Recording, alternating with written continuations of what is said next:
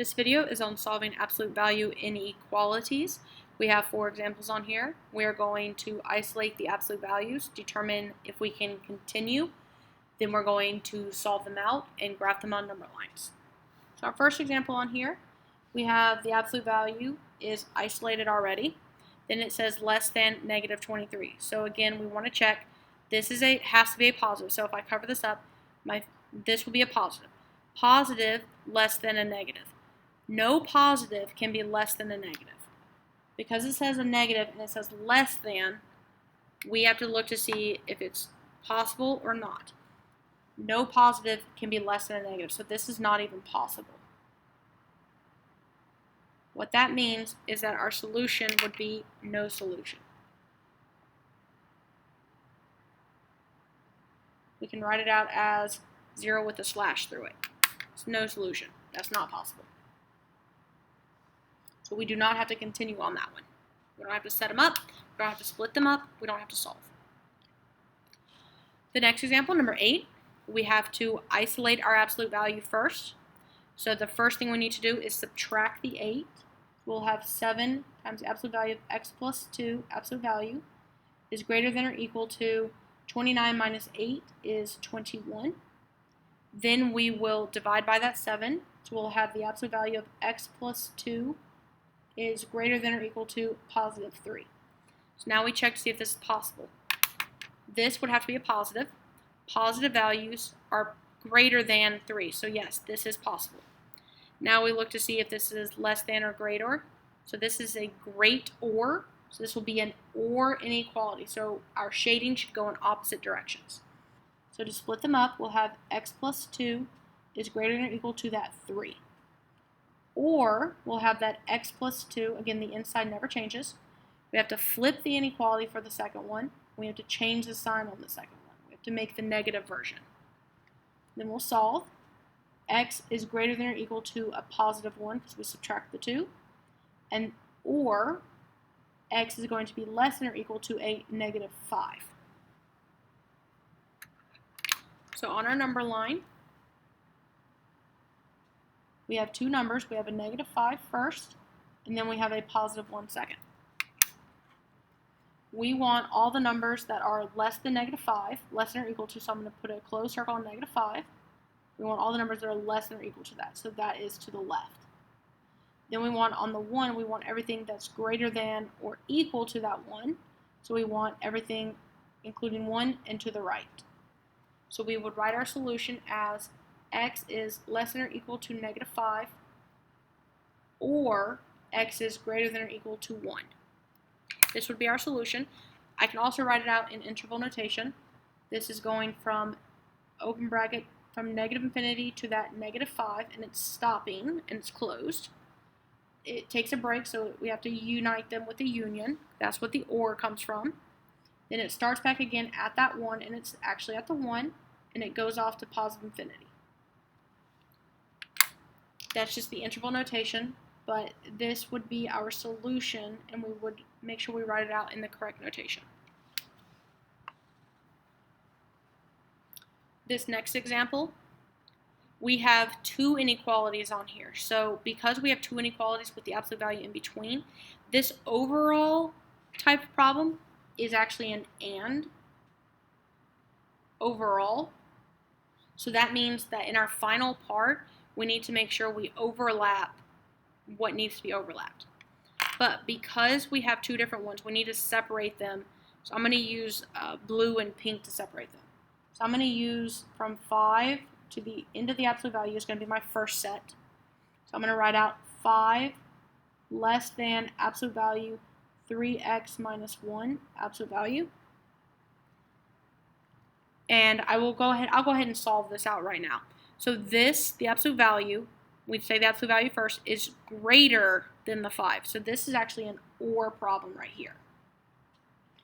So I'm going to write out that 3x minus 1 is greater, you see how it's still open towards the 3x minus 1?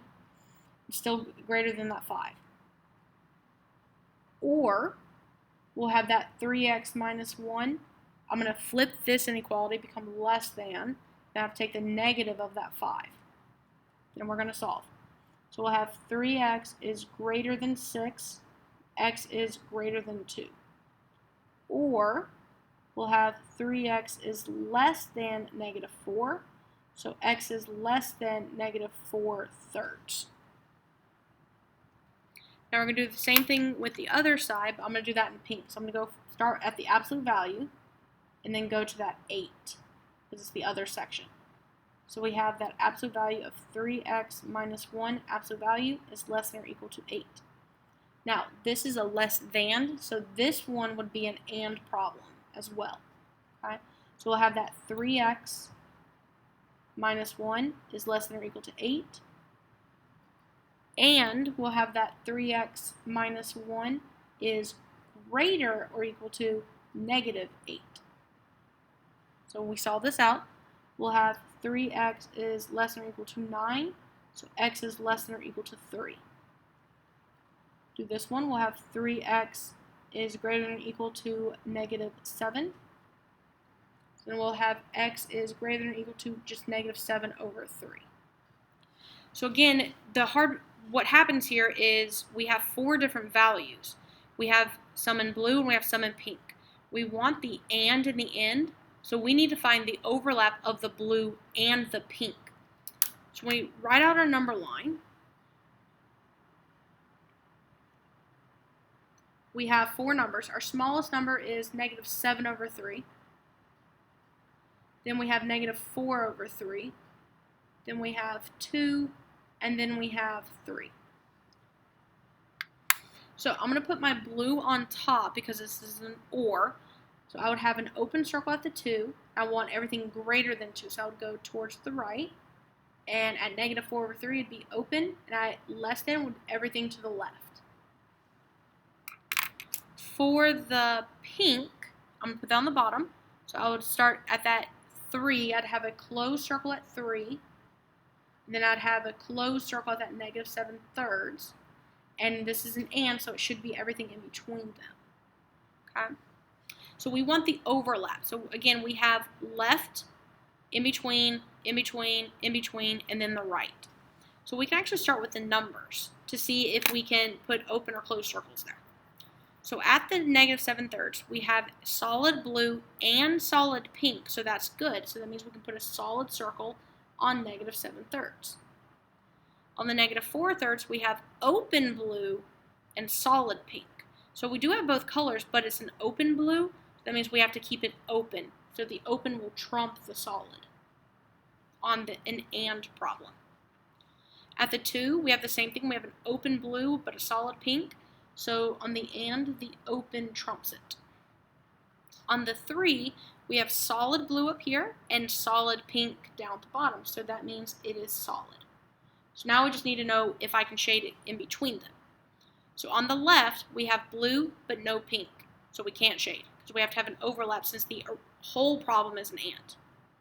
In between the negative 7/3 and negative 4/3, we have solid blue and solid pink, so we can shade between those. In between the negative 4/3 and the 2, we have pink but no blue, so we cannot shade here. In between the 2 and the 3, we have blue and pink, so we can shade. On the right of the 3, we have blue but no pink, so we cannot shade. So this would be our number line.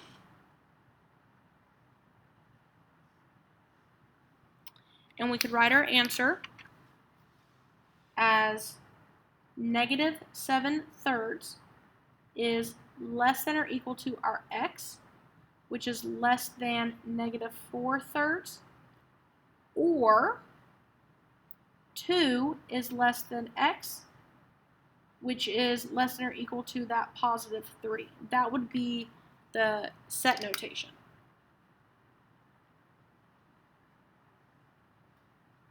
You can also put in interval notation by using the union for in here. We'd have that closed bracket of negative 7/3, comma, negative 4/3, open bracket, union for the or, open bracket at the 2, comma, 3, close bracket at the 3. That would be your interval notation. This last example over here, We have to isolate the inequality, or sorry, isolate the absolute value. We want to add 7 to both sides. So we have negative absolute value 4 minus 8b absolute value is less than 19. Then we want to divide by that negative, so we'll have the absolute value of 4 minus 8b absolute value. When you divide by negative, the inequality flips to a greater than symbol. The 19 becomes a negative. Now we look to see if this can continue. The absolute value, whatever this is, must be a positive. Positive greater than a negative. Positives are greater than a negative. So because we have a negative here, we look at that greater than symbol. Positive numbers greater than a negative 19. Greater than a negative 19. This is true. And this is always true. Any positive number you say will be bigger than negative 19. That means that our solution is all real numbers. All real numbers, which you put as that fancy R.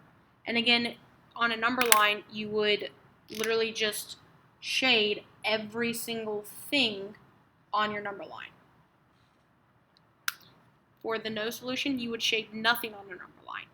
You could still write this in interval notation by putting negative infinity to positive infinity. For no solution, you could not write in interval notation. You couldn't even put 0 in there because 0 is not a solution. So you would put nothing for the no solution. You could still put interval notation and shade a number line for all real numbers.